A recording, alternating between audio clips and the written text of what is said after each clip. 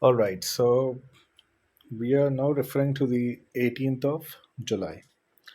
Now, 18th of July was a day when I actually thought that was the week when I decided to just do Nifty, Bank Nifty, and equity options, all three of them.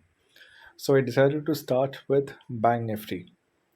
So when I was checking all the options of Nifty, Bank Nifty, and equity options as well, this particular option over here of 35,700 call, this was very interesting to me because by the time it came after 10 o'clock, this option was depreciating big time.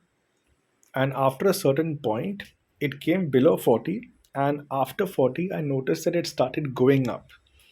Now that's an immediate buy signal for me. There was no other point of waiting.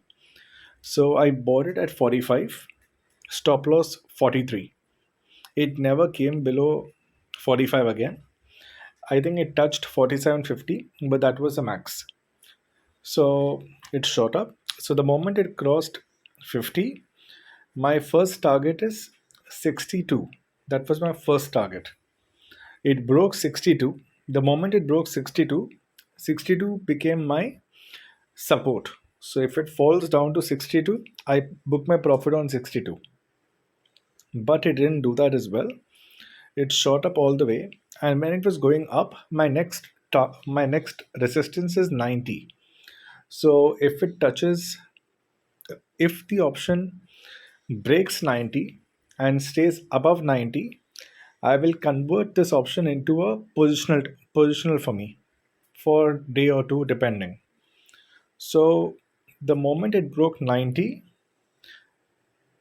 then 90 became my support, and it kept shooting up all the way. It closed at 120. So it was above 90, 120. So I factored in a couple of things.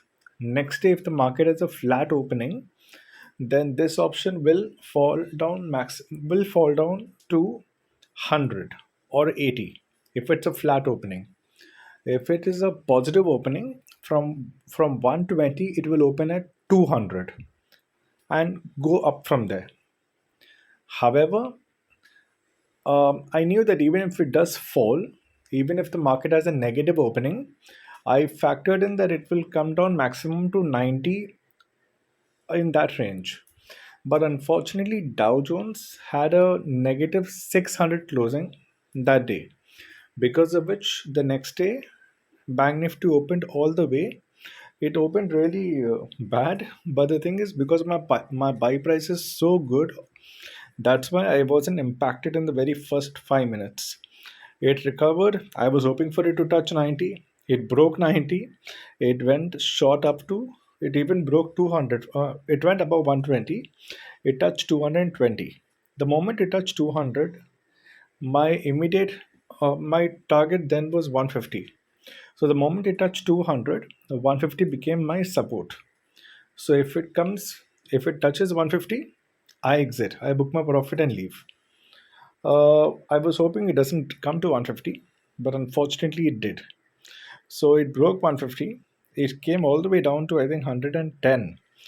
Now, once an option breaks 150, it then in a way it moves in a very weird way. Then, if it was above 150 that day, if it was above 150, by the time the day closed, this option would have closed at minimum 300 for sure.